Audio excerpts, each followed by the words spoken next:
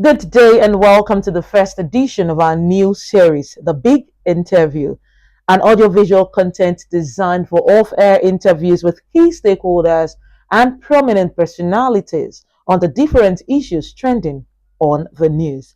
Today we'll be having a discussion with a notable academic on the state of education in Nigeria today as the country joins the rest of the world to mark the International Day of Education. The day is set aside to reflect on the role of education in peace building, economic growth, innovation, and of course, national development. In our country, Nigeria, conversations around education are often dominated by labor union strikes, funding challenges, quality concerns, and of course, access issues. But this year, 2026, we take a reflective pause. The theme this year reminds us that education is not just a social service, it is a public good and, of course, a shared responsibility. The theme this year is the power of youth in co creating education. Now, this theme places young people not just as beneficiaries of education, but as active partners in shaping what education should look like. In Nigeria, where we have over 60% of the population being under 30 years of age, the theme speaks directly to our reality, from student activism to innovation, digital learning, and of course, policy advocacy. Young people are already influencing education, sometimes positively, some other times, unfortunately, disruptively. Now, for a broad conversation on this year's International Day of Education and the state of education in Nigeria, I'm joined by a seasoned academic, a retired lecturer from the Olabisi Onabanjo University, who has spent decades teaching, mentoring, and shaping minds across generations. My guest is Professor Adebiyi Abosede. Good day, sir, and thank you for joining us. Thank you very much. Now, you've spent decades within the education system in the country, and of course, you've risen through the ranks to the pinnacle of teaching. From experiences, how has education evolved in the country? Would you say we have made any significant progress in our teaching, in our learning, and research outcomes over the years? You see, let me start by saying that first and foremost, I'm still teaching anyway Okay. because I'm on contract with a university. And you see, education in this country, um, you cannot just say it is not progressing. You see, there are some positives, and at least we've been able as a nation to produce very good graduates. But the unfortunate thing is that probably we do not even know how to make use of our product because if you go by this, the Japa syndrome, you see many of our products that are outside there, they are doing fantastically well. And even I know one, for instance, that I taught in Olabisi Onabanjo University that if he's not in the office, nothing works. Mm. And you see, this is a person that I think made the top class in that school, but very good over there. So again, probably as a nation, we are not moving with the trend because you see, the way I was taught while I was in school, right from primary to the university, may not likely work for the youth of today. Because you see they are already exposed to so many things, and if you don't join them at that level of exposition, you are not likely going to make a serious impact on them. For instance, just like somebody in your station said, our youth today cannot sit down and watch a film for 2 hours. Even when they go to cinema, they are not because of the film, but because of other things. All right. And ordinary 5 minutes content, they may not even be prepared to watch through. So they want things to come quick, quick, quick. And then they want to assimilate as fast as possible. And that what means is that, you see, in our educational system, we should find a way of removing high level of verbosity. You know, they don't enjoy you talking and talking and talking. Just go straight to the point and then let them know what exactly you are doing. So you see, and that is a problem with our, I would say, our people in the university, because we need to review what we call the pedagogy and construct it in a manner that it will serve our purpose. And this is the time for us to see if we can break away from the stereotype uh, given to us by these foreign countries, because there's a very large difference between the global north and the global south. Mm. Interesting. Now let's come to the International Day of Education. As someone who is devoted to the lifelong practice of teaching, you just mentioned now that you still teach. So, as someone who is devoted to this lifetime of teaching and scholarship, what would you say this day mean? Does this day hold any specific meaning to you personally? You see, as a person, I'm not particularly um, excited when you talk about this, the World Day of Women, World Day of Man, World Day of this. World, no, no, no, no. You see, uh, uh, uh, these are foreign coinages. All right, I would prefer a World Day of Nigeria, so that we will talk to ourselves as Nigerians and look at. But that said, you see, there is nothing bad in having a World Day. At least it will serve as a basis for reflection. Where were we when we started? Where are we today? And where are we likely going to be in the future? All right. But you see, when you do that, you have to take into context the different environments. You see, in this country, you see, you cannot rely on the past and present to forecast the future, because there are series of uh, disconnects. All right. But just like you said, look, just like you asked, I don't think there's anything wrong in it. At least if it affords us the opportunity to reflect and see if we can make better what we have now in the context of what we are likely going to meet in the future. I think that's one of the essence of the international days to kind of reawaken us to the current realities. Now, let's come Mm, to this year's theme, which is the power of youth in co creating education. This thing means a mm, lot beyond even the slogan. mm, And we just mentioned that international days are set aside to sort of rejuvenate, re enlighten people or reawaken people to mm, current day realities. So, as an mm, educationist mm. who has taught people and who is still teaching for decades gone past and even up till now, what does this theme mean to you, the power of youth in co creating education? Simply, it means that there should be a paradigm shift. Mm. You see, gone are the days where the teacher will just get into the class and start teaching. All right. Now you have to watch your students and see how to engage them. So it is now student focused, not that the master is in the class to dish out whatever he or she wants to. All right. So it is a good thing, and that was why I said that we need to look at the pedagogy. We need to look at how we teach, the learning process, and see and find a way of making it to be student focused. You see,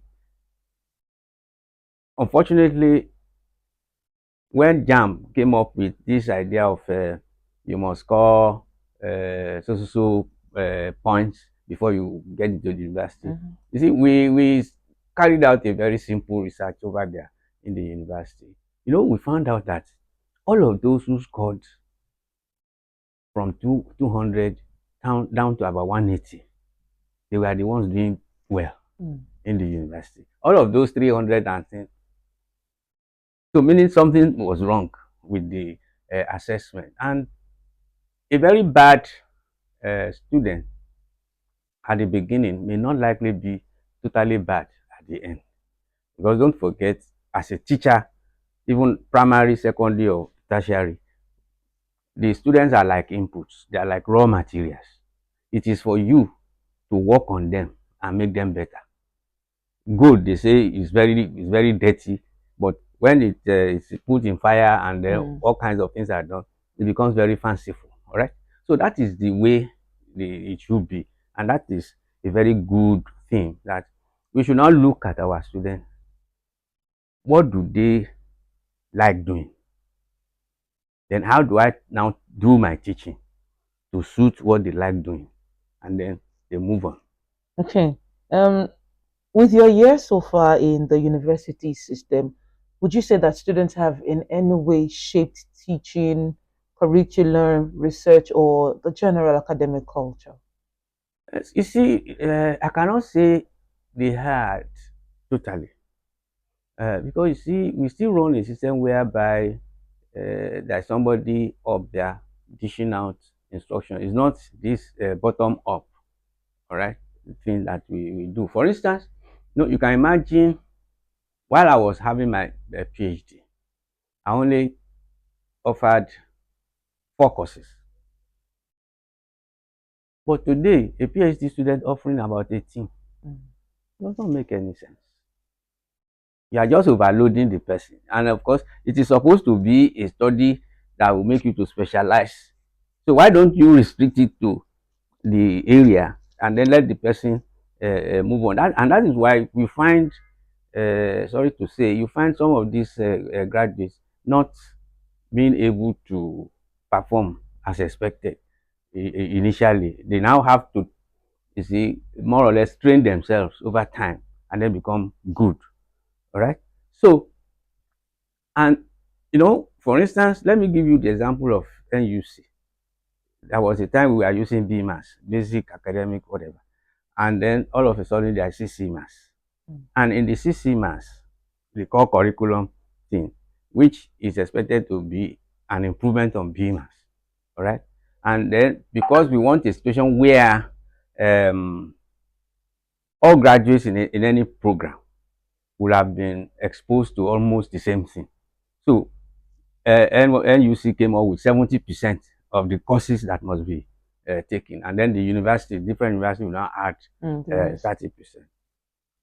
You see, with that, many universities are still battling with curriculum issues, right? Because if all of what NUC brought, the 70% are compulsory courses, and they are 120 units, and the different university will bring up 30%, and 30% will now take the units to 172, because it is 52 that will be added. Okay. And when it goes to 172, the first question is, what is the number of units required for a graduate, for a student to graduate?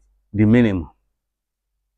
Of course, the minimum will be in between 120 and 172. All right. And of course, the minimum, you have to set 2 minimums.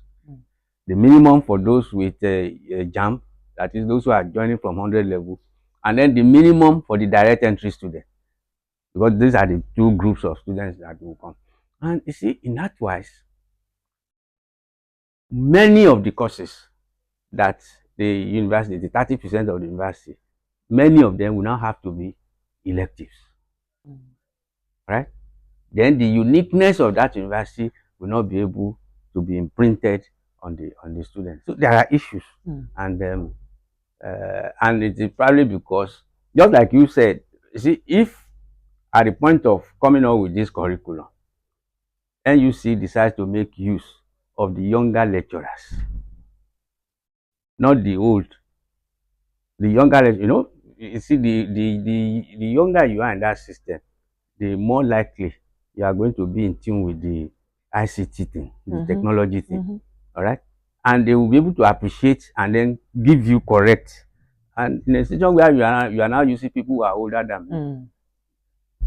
Interesting. Now let's go on to the reality. We're in the fourth industrial revolution, which is well underway with artificial intelligence, modern technologies, all of this reshaping the way we learn, the way we school, the way we teach and work. And I recently saw Ogun State is also bringing up something, the Ogun Learn, where they use artificial intelligence technology and all of that. But let's talk about the readiness. Do you think that the Nigerian education system is ready for this future of school that we are working or that we're looking to entering? You see, patience, let us go do it this way. Are we even using the artificial intelligence correctly in this country. All right? Because you see, whatever thing you have, you can use it for good or for bad. And you will observe that most of what is happening here is to use the artificial intelligence to generate a very wrong things. What never happened, you generate it and give an impression that. And if you are not very vast in this technology, you will not even know the difference. And then you go to town with that kind of Deep story. fakes and all of that. Yes. And you see, this artificial intelligence they are talking about, I think it has been with human being for long. If I can remember very well, I think artificial intelligence has been around since around 1950. It's only now becoming the thing that is trending. All right, and you see, uh, to me, I don't think the Nigerian education is not prepared. It is prepared. We can do it. All right, but the question really is that let us do it positively Mm. and use it appropriately. Because see, artificial intelligence, if not handled properly, will take away our emotions. It will take away our emotions, and therefore, we may no longer be the true human beings we are. All right? You see, because if I can go to AI and ask, I want to do this, what should I do? And tells you, yes, do this, do that. Then I don't need to come to patients. I Of don't need course. to come to Ayaba and say, can I do this? You getting it? So it isolates. And don't forget, it is a program thing. All right? And to what extent is that program able to accommodate the variations in the environment? Mm. All right? Ordinarily in Ogun State, the Ijebu environment is not exactly the same thing as the Abeokuta environment. And the people in the two environments, they are not likely going to think the same thing or the same way. All right.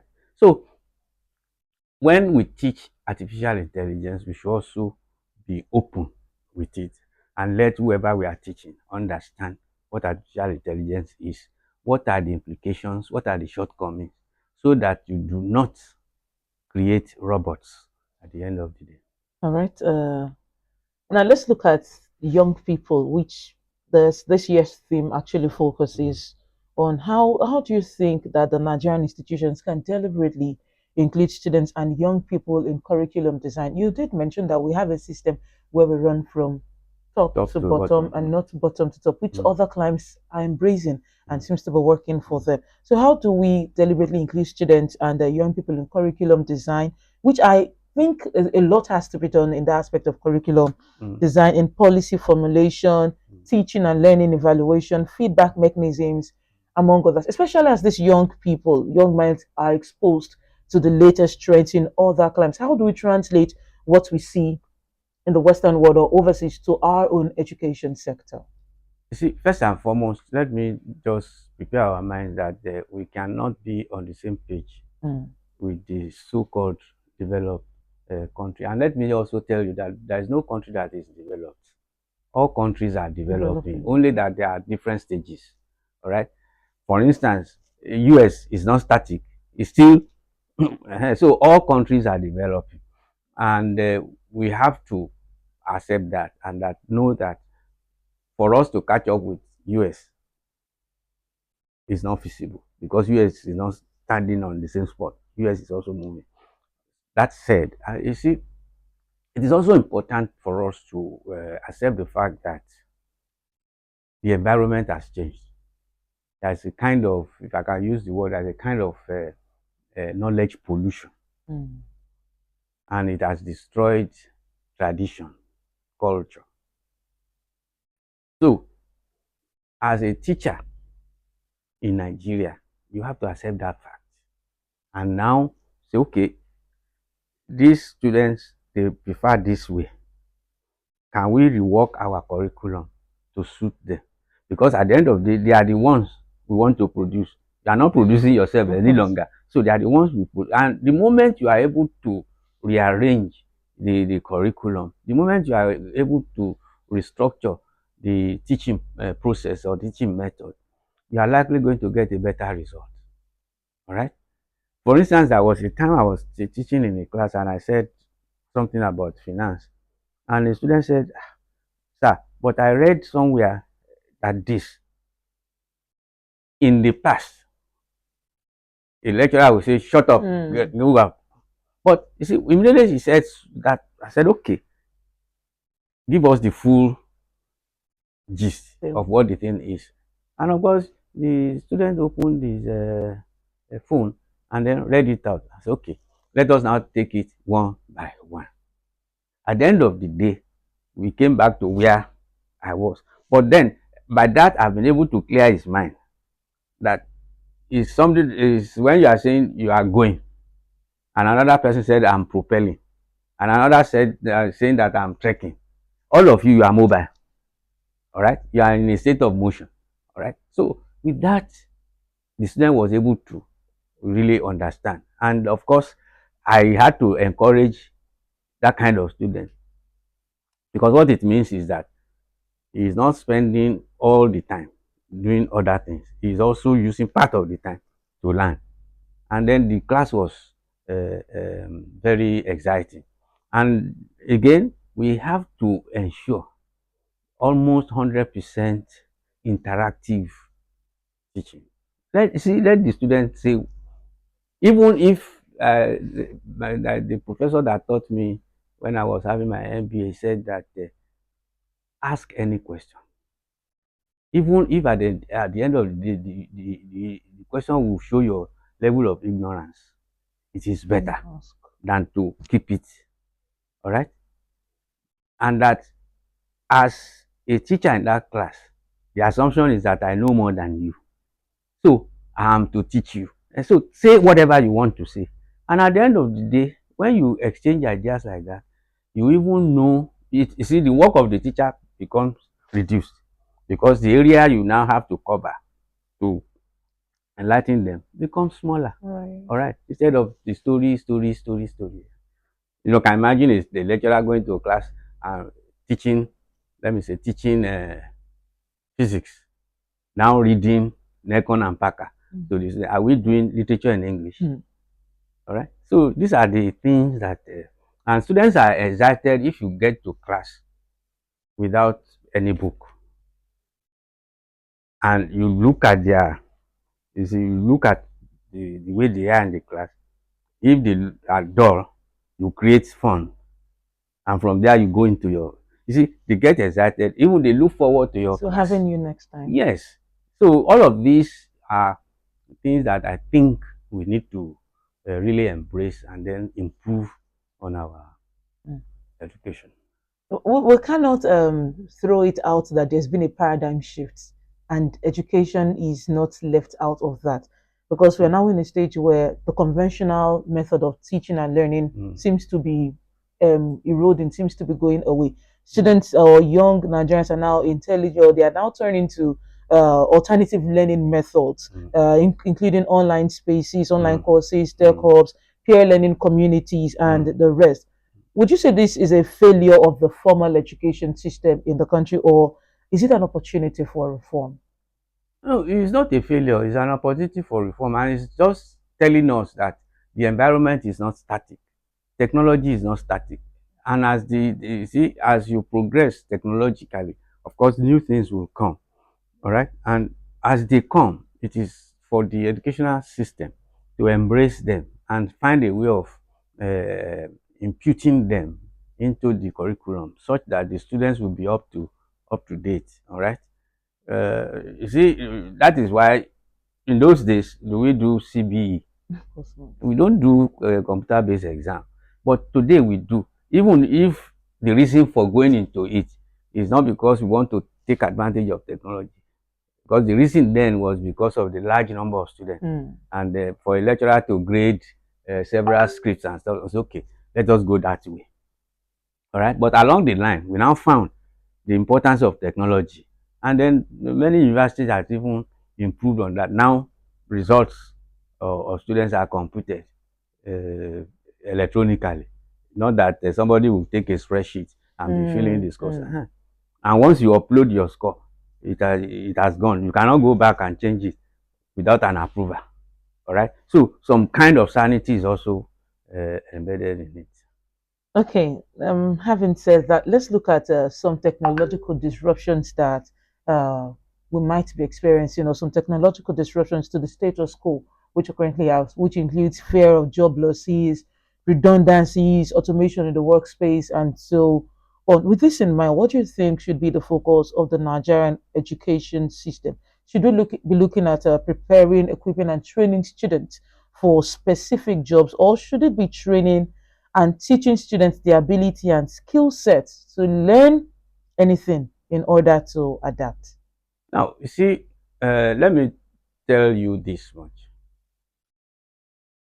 Those who are looking at job loss, those who are looking at redundancy, it's because they have not been able to properly define what job is Mm. in the context of the environment. All right. And ICANN and other bodies, Professional they are bodies. trying to do something called refresher courses. All right. Because you see, what it only means is that as we progress technologically, you see, there will be a job change, and it will only require new skills. And as individuals, you be prepared to learn new skills. Once you are able to learn new skills, then you move on.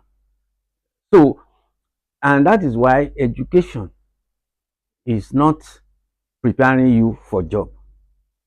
Education, first and foremost, is opening you, making you to be broad-minded, to be able to assess your environment, all right, and then take decisions. In the process of that, then and of course, education is to make you employable. And when I say employable, you can be employed by an organization, or you are employing people, or you employ yourself. Mm. You're getting it now. And the core of employability is the in now entrepreneurship. Even though many people had bastardized the concept of entrepreneurship because they have equated it to business formation. Mm. They are not the same thing. The key or the core of entrepreneurship is are creativity and innovation. And when you talk of creativity and innovation, it's not a static thing. Of course. It has to move along with what is happening in the environment, especially in terms of technology, in terms of exposure, in terms of needs. Right? All of this will boil down to the fact that your education should make you to be prepared for any change in the future. Mm. You get it now. And that is why you see, whoever is in school is not in school to just be a graduate to go and work. Look for Mm-mm. good job Mm-mm, hunting. mm-mm. You see, it is for you to be able to now say, okay, I have this education. This is what I want to do. We have found those who studied Yoruba to be good bankers, Mm-hmm. isn't it? Uh-huh. And they went in for their ICANN and they had it. Meanwhile, when they were studying Yoruba, the assumption was that they were not ready to do mathematics. Mm-hmm. All right. And it is because of the way we teach those courses at that level. Mathematics is a lot simpler than Yoruba. Okay, which will lead me to my next question. Mm. From your own perspective and considering the peculiarities that we have in this country, what would you say, or what would you give as a general assessment of the country's education system? What exactly are our strengths and weaknesses? You see, the strength is in the fact that we have very many universities producing graduates that can be useful in the environment. All right. But the serious weakness is our funding and management. You see, me, I don't quickly blame government when it comes to funding, because the first question I always ask people is the little that has been brought to your school, How well have you Mm. used it? You cannot, because somebody is frivolous with money, then you must be frivolous too. No, that does not do any correcting thing. But if the person that is frivolous is now saying that you are prudent, all right, when next you are meeting, you see your value will increase, Mm. and then you'll be able to argue for more. Say, okay, if you give this one money, he will spend it well, and life goes on. But we have serious problem of funding and management. All right, and you see the proliferation of university or tertiary institution is Mhm. also a problem, because you see, ordinarily, by definition, for instance, a lecturer in the university is a lecturer too, starts from lecturer two. So if you are graduate assistant or assistant lecturer, you are not a lecturer.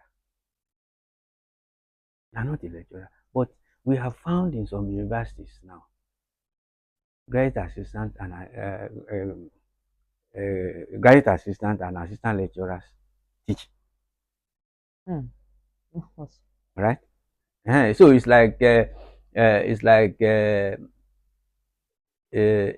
lady that is still being breastfed, having babies.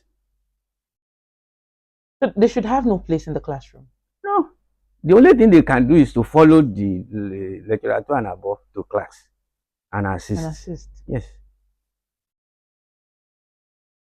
There's a lot that we need to do. There's a lot of work. Yes. Now, looking ahead, what would you think should be Nigeria's education priorities, say in the next decade or 2 decades? Now we should look more about at digital learning. We should also go back to our civic studies, because they, you see, um, the people of the country are no longer as committed or as patriotic as in the past, and then we need to see how we can make our students in schools to accept the fact that agriculture is the base in this country. It's only agriculture that will not die. Crude oil can dry. Mhm. You're getting it now. But agriculture will not die. And we are so blessed as a nation that the climate is good. All right. So we should find a way of letting them accept agriculture, and then see how we can create the value chain in agriculture. And I know good enough, the universities within Ogun State, they are doing fantastically well around that, Mm. to the extent that even they are having farms and where they do all of these things. But we still need to see how we can create the value chain. Not everybody will be a farmer, because the impression is that once you talk about agriculture, they want me to be a farmer. Mm. No, you can be in agriculture and just be processing cassava. So, or you can be in agriculture producing eggs. You can be in agriculture producing egg flakes or Mm. egg powder. So there are all kinds of things you can do Agriculture within is the chain. wild, It's is very, wide, is very, wide. very right from the farm to the market. You have all kinds of activities there that you can get yourself into, and then we'll move on. Okay, finally, Professor, what advice would you give to academics, students, and education policy makers today? You see, first and foremost, let me say that I want my colleagues, to find a way of realigning our teaching practice in a manner that the students will get what we are saying in good time, because our students of today are impatient. Mm-hmm. So we need to see how we can make them to quickly get it and move on. Then to the students, they say, they used to say that school is a scam. See, the truth of the matter is that school is not a scam. If anything, going to school will make you a better person. You can be a graduate and be selling coke, soft drinks, and if you are, by the time you are presenting it to customers, eh, you can sell it at a higher price because of the packaging that you will introduce. So, and that is the basis of education, to make you see your environment. You see, for instance, you can sell bread in Agege for 1,000. The same bread you can sell in Lekki for 5,000. Of course. It depends on how you package it. Then you see, the policy makers, they must face reality. You see, they should stop this copy and paste. In America, they are doing this, we must do it. No, it's not like that. We are at different level of development. We are at different level of comprehension. All right, and also we are at different level of even human capital. So let us go at our own pace and use whatever you call the developed country as aspiration. And then Not as a we, yardstick. yes, you see, patience, let me tell you something. You know, there was a competition between the snail and the frog. And the snail said it will come first. The frog said it cannot be. And the race was done. Yes, the frog got to the end of the race Racetrack. earlier than the snail. When the snake got there and he said frog won, he said no. That go back to the starting point. When there is a race, there must be a path. And they were able to see the path of the snail, but nobody saw the path of the frog. So we can't keep doing hop, step, and jump. No. If this slow and steady wins the race, let us be slow, be calculative, and be diligent in whatever we are doing. We will get there and we'll be happier. But this froggy approach is not good. Okay, many thanks for your time, Professor Adebiyi Abosede. Well, there you have it. We just heard from a seasoned academic and a retired lecturer from the Olabisi Onabanjo University, Professor Adebiyi Abosede. And he's been speaking with us on the state of the Nigerian education system. As we wrap up, Nigeria joins the rest of the world to mark the International Day of Education. Today's discussion is a reminder that education cannot be designed for young people without being designed with them. The future of education in Nigeria depends on how well we listen to, how well we engage, and of course, how well we empower youth, not tomorrow, but now. Many thanks for joining us on the big interview today. I'm Patience Agbuza, and until I come your way again, bye for now.